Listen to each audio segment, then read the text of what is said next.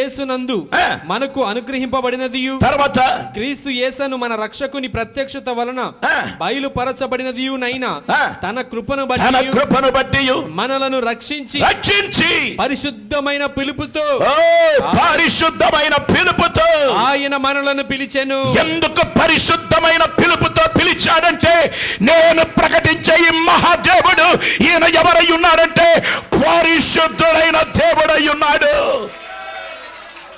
హల్లెలూయా, హల్లెలూయా. అందుకే బైబిల్ సెలవిస్తుంది, నేను పరిశుద్ధుడను గనుక మీరు కూడా పరిశుద్ధులయ్యుండుడి.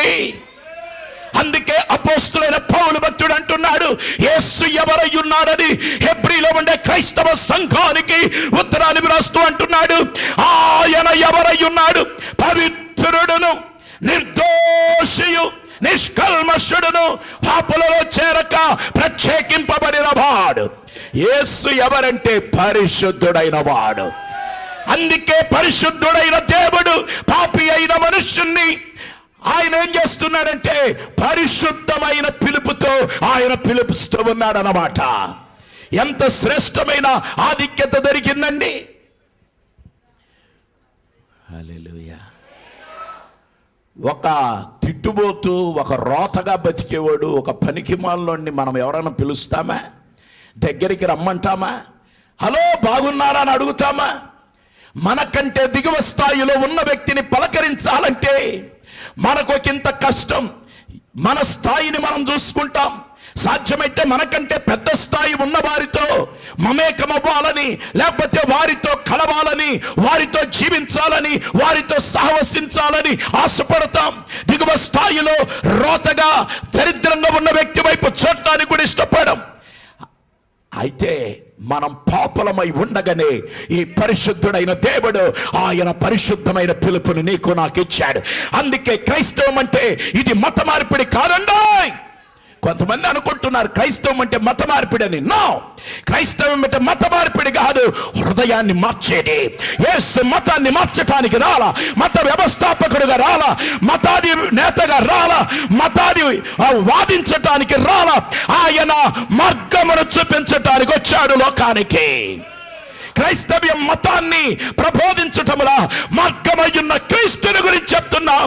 అనేక హృదయాలను మార్చిన చరిత్ర క్రైస్తవులది, క్రైస్తవ్యముది. హల్లెలూయా, హల్లెలూయా. ఏదో మత మార్పిడులని అనవసరమైన రాద్ధాంతానికి ఉపక్రమించక మనస్సులు మారుతున్నాయి, హృదయాలు మారుతున్నాయి, జీవితాలు మారుతున్నాయి. త్రాగుబోతుడు మారుతున్నాడు, తిట్టుబోతు మారుతున్నాడు, చూదగాడు మారుతున్నాడు, వ్యభిచారులు మారుతున్నారు, తిట్టుబోతు మారుతున్నాడు, ఎన్నో చెడు వ్యసనములకు గురైన వారు మారుతున్నారు, నరమాంస భక్షకులు మారుతున్నారు, నరహంతకులు మారుతున్నారు. ఇలాగ వివిధ రకాలుగా ప్రజలు మార్పు చెందుతున్నారు. ఎందుకంటే ఈ పిలుపు పరిశుద్ధమైన పిలుపు. యేసు తన రక్తము ద్వారా పాపి అయిన మనుష్యుని యొక్క పాపమును కడిగి పవిత్రపరుస్తున్నాడనమాట, శుభ్రం చేస్తున్నాడనమాట వారి జీవితాలను. తర్వాత అపోస్తలుడైన పౌలు హెబ్రీయులకు రాసిన పత్రిక 3వ అధ్యాయం 1వ వచనము, హెబ్రీయులకు రాసిన పత్రిక 3వ అధ్యాయం 1వ వచనములో పరలోక సంబంధమైన పిలుపు. ఏ పిలుపు వినబడింది? పరలోక సంబంధమైన పిలుపు. చదువుదాం. ఇందువలన పరలోక సంబంధమైన పిలుపులో పాలు పొందిన పరిశుద్ధ సహోదరులారా, పాలు పొందిన పరిశుద్ధ సహోదరులారా, మనము ఒప్పుకొనిన దానికి అపోస్తలుడును ప్రధాన యాజకుడునైన యేసు మీద లక్ష్యముంచుడి. ఇది ఎక్కడి నుంచో వచ్చిన పిలుపు కాదు, పరలోక సంబంధమైన పిలుపు. Praise the Lord. భూమి మీద ఎన్నో పిలుపులు వినబడుతున్నాయి. పరలోకము నుంచి ఈ పగటి కాలముందు నీకు ఒక పిలుపు వినబడుతుంది. ప్రియ మిత్రమా, ఈ పిలుపుకు నువ్వు స్పందించగలవా? ఈ పిలుపుకు నువ్వు స్పందించగలవా? అందుకే వెనకటికి ఈ రీతిగా పాడుకొచ్చారు కదా, ప్రియ సోదరా, ప్రియ సోదరీ,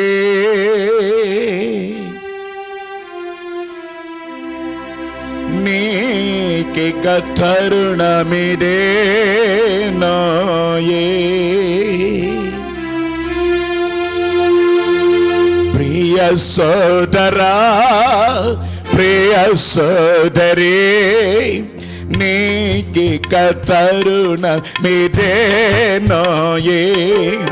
నేడే సుదినము గడచేన రాదింక ఈ భాగ్యము.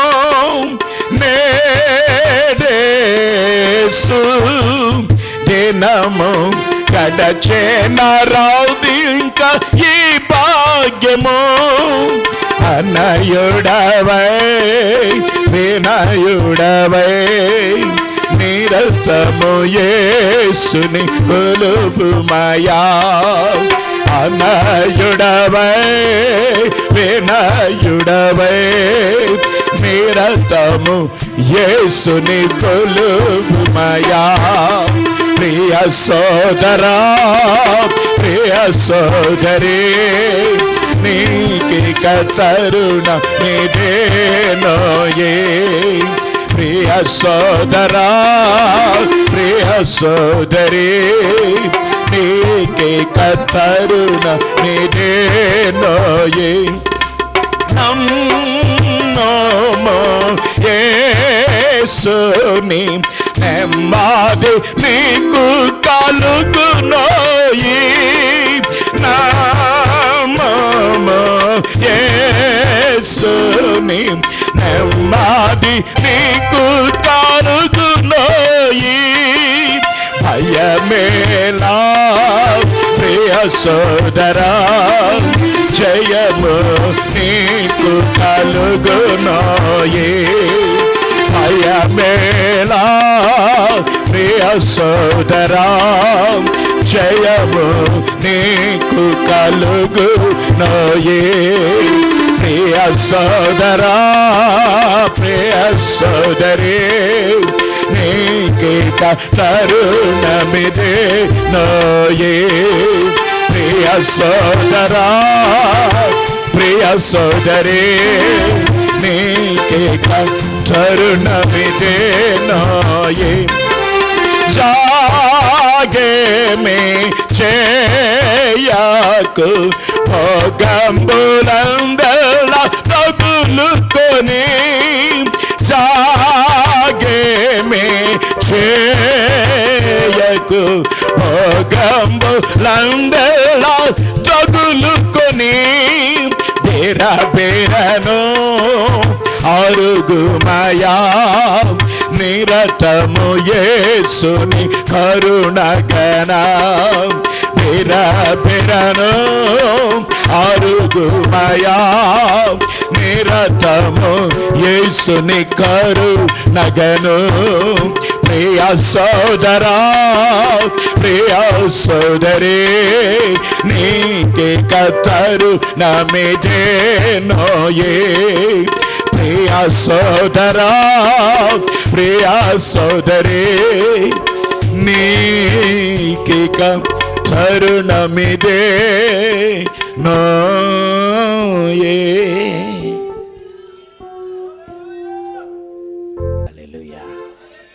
హల్లెలూయా, హల్లెలూయా.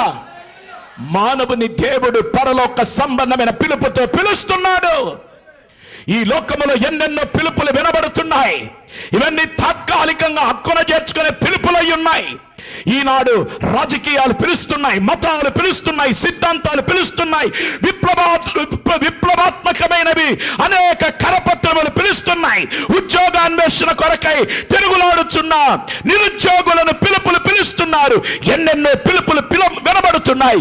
కానీ కొన్ని పిలుపులు నీకు నిరాశ కలిగిస్తున్నాయి, దుఃఖాన్ని కలిగిస్తున్నాయి, బాధను కలిగిస్తున్నాయి, అలాగే నీ జీవితాన్ని నాశనం చేస్తున్నాయి, అణిచివేస్తున్నాయి. కానీ పరలోక సంబంధమైన పిలుపు అది సామాన్యమైన పిలుపు కాదు. పరిశుద్ధుడైన పరమాత్ముడైన దేవుని నుంచి నీకు వినబడే గొప్ప పిలుపే పరలోక సంబంధమైన పిలుపు. హల్లెలూయా. అలాగే తెస్సలోనికైలకు రాసిన 2వ పత్రిక 2వ అధ్యాయం 14వ వచనములో, తెస్సలోనికైలకు రాసిన 2వ పత్రిక 2వ అధ్యాయం 14వ వచనములో అక్కడ కనబడుతుంది కదా, రక్షణార్థమై సువార్త వలనమైన పిలుపు. రక్షణార్థమై సువార్త వలననైనా పిలుపును గురించి ఆ భాగంలో కనబడుతుంది. చదువుదాం. మీరు ఇలాగున రక్షింపబడి మన ప్రభువైన యేసుక్రీస్తు యొక్క మహిమను పొందవలెనని ఆయన మా సువార్త వలన మిమ్మును పిలిచెను. సువార్త వలన మిమ్మును పిలిచెను. హల్లెలూయా, హల్లెలూయా. సువార్త వలనైన పిలుపు. ఎందుకండి కొంతమంది అనుకుంటారు క్రైస్తవులకు పని బాటలు లేదు, సభలో ఎక్కడ చూసినా సభలో మాకు డిస్టర్బెన్స్ కలగజేస్తున్నారు. మిత్రమా, నీకు డిస్టర్బెన్స్ కలగజేయటానికి కాదు, మిమ్మల్ని ఇబ్బంది పెట్టడానికి కాదు, నిన్ను దేవుని దగ్గరికి పిలవటానికి సభలు ఏర్పాటవుతున్నాయి. ఎందుకు మీటింగులు, ఎందుకు కూటాలు, ఎందుకు మైకుల మోత? పరిశుద్ధుడైన దేవుడు సువార్త వలన పిలుపుని పిలవటానికే ఈ సభలు నీ కొరకే ఏర్పాటు చేయబడుతున్నాయి. హల్లెలూయా, హల్లెలూయా. అలాగే కొరింథీయులకు రాసిన మొదటి పత్రిక 1వ అధ్యాయము 26 నుంచి 29 వరకు ఉన్న వచనాలు. కొరింథీయులకు రాసిన మొదటి పత్రిక 1వ అధ్యాయము 26 నుంచి 29 వరకు దైవ చిత్తానుసారమైన పిలుపు. దేవునికి స్తోత్రం. దేవుని చిత్తానుసారమైన పిలుపు అక్కడ వినబడుతుంది. అందుకే జ్ఞానులను సిగ్గుపరచటానికి దేవుడు వెర్రివారిని ఎన్నుకున్నాడట. నాలాంటి వెర్రోళ్ళని ఎన్నిక చేసుకున్నాడు దేవుడు. హల్లెలూయా.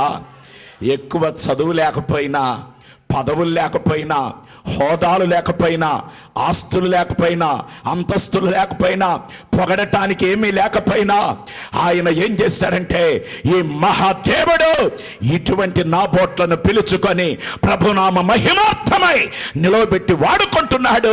ఆయన శ్రేష్టమైన పిలుపును బట్టి నా దేవునికి మహిమ కలుగును గాక. తర్వాత చివరిగా అపోస్తుడైన పేతురు వ్రాసిన మొదటి పత్రిక 5వ అధ్యాయం 10వ వచనం. నిత్య మహిమకున్న పిలుపు, నిత్య మహిమకున్న పిలుపు. ఈ రీతిగా ఇలా వివిధములైన రీతిగా పరిశుద్ధ గ్రంథములో పిలుపును గురించి వ్రాయబడింది. దైవిక పిలుపు నెరవేర్చవలసినది, లేకపోతే అది జరిగించవలసినదై ఉంది. విధేయత, సమర్పణ, త్యాగము, కార్యము చేయుట మొదలగు వాటి ద్వారానే దేవుని యొక్క పిలుపును మనము సార్థకం చేయగలం. అట్టి కృపను దేవుడు మీకు దయచేయును గాక. దేవుని పిలుపుకు స్పందించండి, లోపడండి, దీవించబడండి. God bless you. ప్రభువా, నీ పిలుపులో ఉన్న ఆంతర్యాన్ని ఏ రీతులుగా పిలిచావో ఒకంత మాకు నేర్పినందుకు నీకు వందనాలు. మీ పిలుపుకు ప్రతివారు స్పందించి మీలో జీవించదురు కాక యేసునామములో వేడుకొంచున్నాం తండ్రి. ఆమేన్. దేవుని పిలుపుకు స్పందించండి. God bless. మీ ప్రార్థన అవసరతలకై మమ్మల్ని సంప్రదించవలసిన మా చిరునామా పాస్టర్ పిటి వర్గీస్, ప్రేమ సువార్త ప్రార్థనా మందిరం, Bhanunagar, Vijayawada. Phone number 0866253792. Cell numbers 9492883377 మరియు 9493883377.